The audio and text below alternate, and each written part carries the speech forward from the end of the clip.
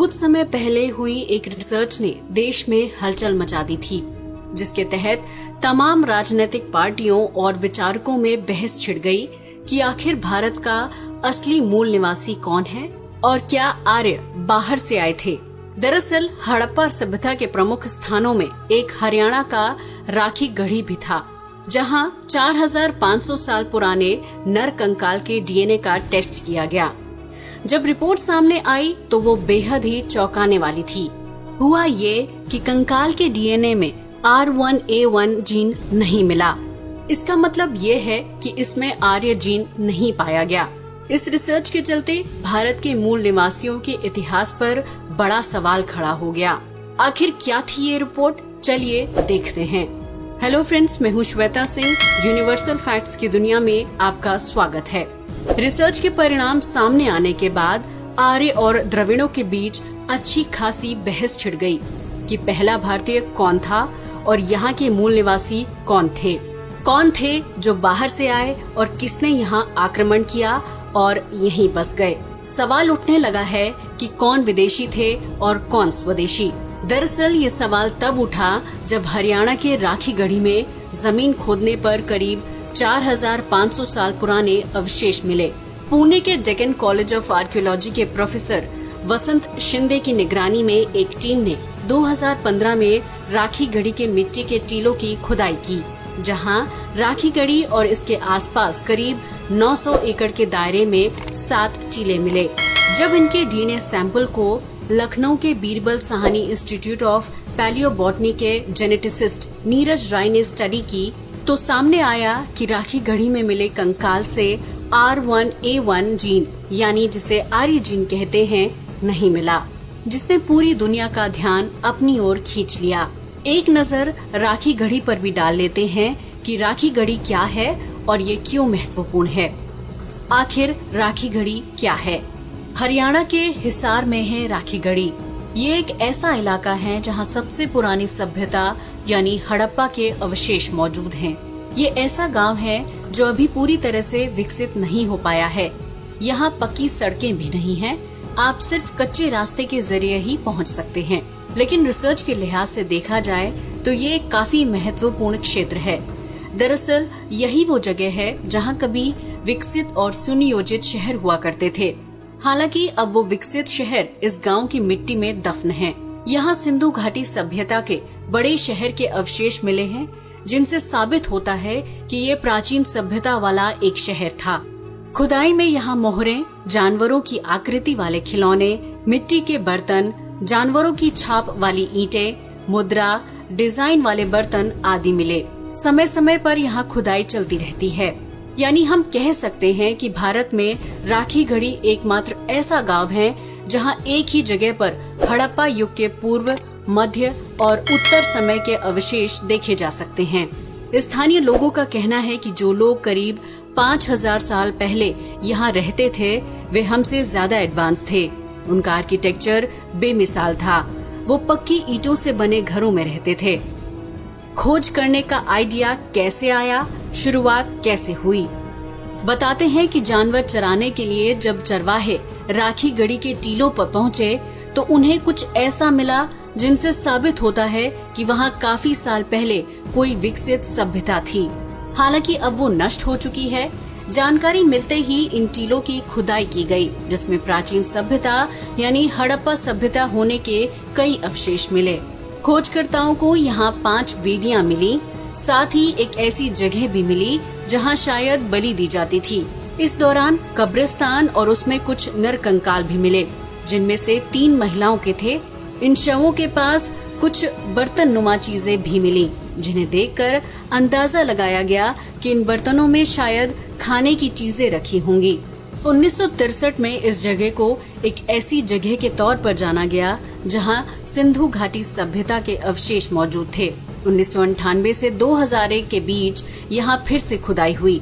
कहा जाने लगा कि यहाँ कई बड़े शहर हैं जो अब मिट्टी के नीचे दबे हैं।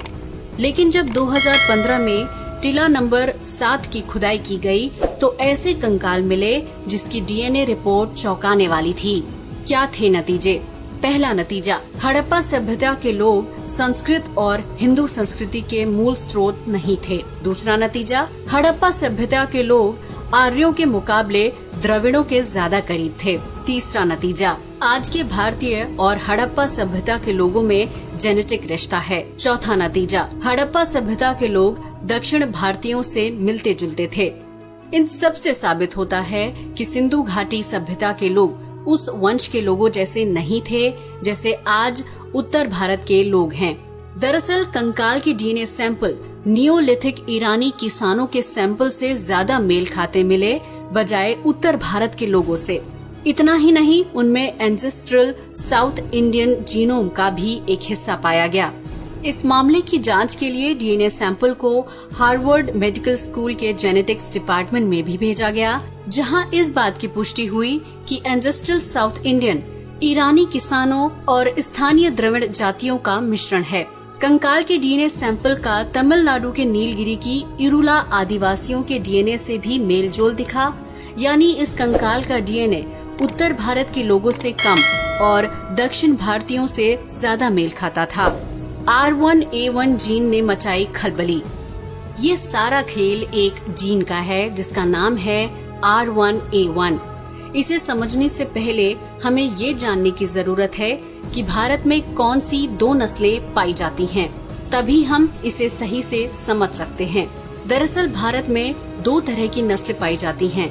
पहली दक्षिण भारतीय से संबंधित है और दूसरी उत्तर भारतीयों से। उत्तर भारतीयों को मिश्रित प्रजाति माना जाता है, जिनमें R1A1 हैप्लोग्रुप पाया जाता है। हमारे देश में इस जीन के सबसे ज्यादा लोग पाए जाते हैं। जब ये जीन उस कंकाल के डीएनए से मैच नहीं किया तो हलचल मच गई है कि आर्य कौन है और वो कहां से आए।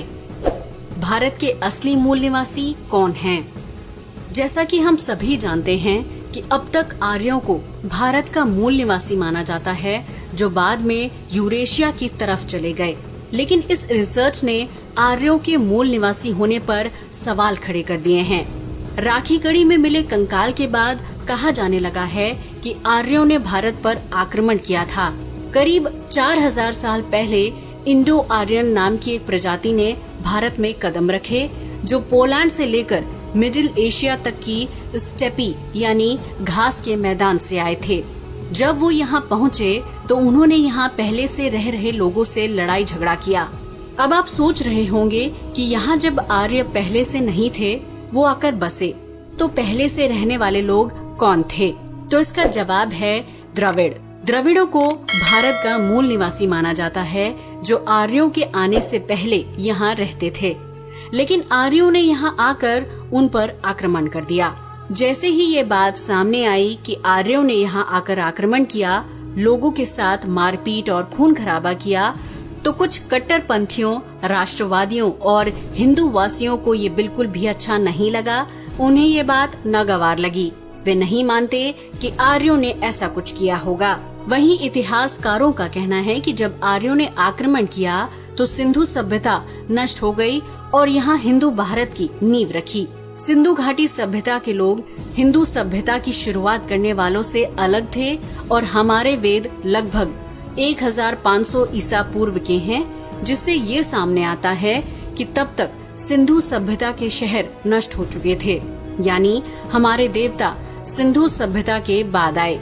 इसका मतलब है कि हमारे धर्म ग्रंथ उन लोगों ने लिखे जो यूरोप के स्टेपी मैदान से भारत आए थे।